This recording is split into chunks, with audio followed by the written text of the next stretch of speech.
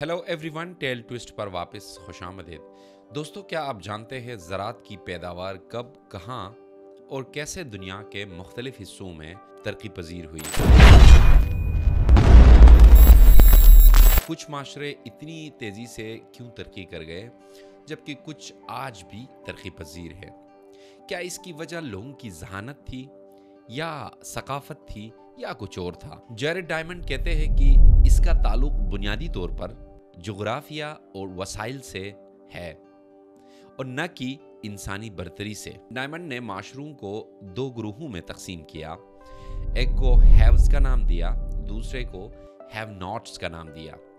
Haves वो लोग थे जिन लोगों ने ज़राअत का पेशा अपनाया और ज़राअत के पेशे में ही वो आगे बढ़ते गए, जिसकी वजह से वो दुनिया में बहुत सारे सल्तनतें, सिविलाइजेशंस बनी। उन्हीं की वजह से बहुत सारे नए शहर आबाद हुए। और इसी तरीके से हैव नॉट्स वो लोग थे जो बुनियादी तौर पर ज़राअत के पेशे से मुंसलिक नहीं थे, बल्कि वो हंटिंग और खुराक को कलेक्ट करने में वो उसी पेशे को अपनाते रहे। क्या आपने सोचा है क्यों मेसोपोटामिया, इजिप्ट और चीन में ज़राअत तेज़ी से फैल गई या तेज़ी से शुरू हो गई, जबकि ऑस्ट्रेलिया और सब सहारा अफ्रीका में ऐसा नहीं हुआ? इसका जवाब हमने ढूंढने की कोशिश की तो हमें दो चीज़ों में नज़र आई। इसमें एक तो रिसोर्सेज थे, नेचुरल रिसोर्सेज, और दूसरा क्लाइमेट है, यानी कि जोग्राफी है, वो अहमियत के हामिल है, जिसमें ज़रख़ेज़ ज़मीनों में जैसे कि गंदम, जौ, दालें, ऐसी चीज़ें जहाँ जहाँ मौजूद थी वहाँ आसानी से ज़राअत फैलती गई।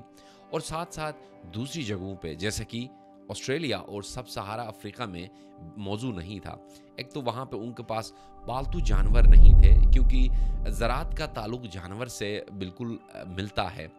जब दुनिया में ज़राअत फैलती गई है, साथ साथ पालतू जानवर के डोमेस्टिकेशन भी, लाइफ स्टॉक की डोमेस्टिकेशन भी साथ साथ कंटिन्यू होती गई है।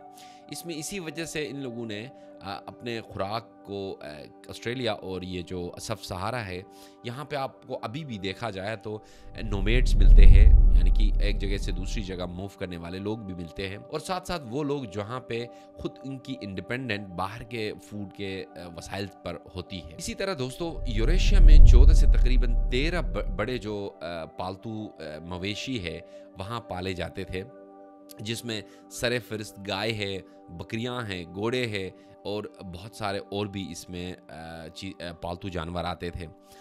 ये जो पालतू जानवर जो डोमेस्टिकेशन इनकी हुई, इसमें सरे फहरिस्त इसको एक तो खेती के लिए भी यूज़ किया, दूसरी तरफ इसको सफ़र करने में, यानी मोबिलिटी में, चीज़ों को पहुंचाने में, ख़ुद को एक जगह से दूसरी जगह मुंतकिल करने में भी अहमियत के हामिल रहा।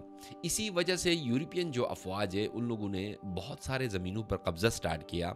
ज़राअत का तरक्की का सबसे बड़ा असर ये था कि खुराक वाफर मकदार में दस्तयाब होने लगी। इससे लोगों को दूसरे काम करने का मौका मिला, जिसमें वो सबसे पहले सिपाही बने, उसके साथ साथ दूसरे काम में यानी कि मेटल वर्क में आ गए। उसी तरीके से फिर सियासत में भी इनका इन्वॉल्वमेंट स्टार्ट हुआ। जब खुराक का मसला हल हुआ तो लोग साइंस की तरफ भी आए और साथ साथ लोगों ने सियासत करना भी स्टार्ट किया। इससे अजीम सिविलाइजेशंस भी बनी, जैसे कि मिस्र की सिविलाइजेशन, और साथ साथ आपकी बाबुल और रोम जैसी सल्तनतें क़याम में आई। ये फ़र्क आज भी हमें नुमाया तौर पे नज़र आता है। वो इलाके जहाँ पे ज़राअत का पेशे को अपनाया, उनके इलाके और वो लोग तरक्की याफ्ता बन गए, जबकि दूसरी जानिब जहाँ पे ज़राअत के पेशे को अपनाया नहीं और इसी तरीके से हंटिंग माशरे में रहे, वो आज भी हमें तरक्की पजीर नज़र आते हैं। इसी तरह दोस्तों, शुमाली यानी कि नॉर्दर्न अमेरिका में यूरोपियन जो आबादकारियाँ थी उसकी वजह से एग्रीकल्चर में रेवोल्यूशन तो आया, मगर दूसरी जानिब जनूबी जो अमेरिका था, जो साउदर्न जो अमेरिका था, वहाँ पे बेसिकली इस यूरोपियन आबादकारी की बावजूद वहाँ पे एग्रीकल्चर रेवोल्यूशन नहीं आ सका, जिसके असरात आज भी हमें नुमाया तौर पे नज़र आते हैं। नॉर्दर्न साइड USA का बहुत अमीर है और दूसरी जानिब जनूबी अमेरिका में आज भी सियासी और माशी बहरान हमें नज़र आता है।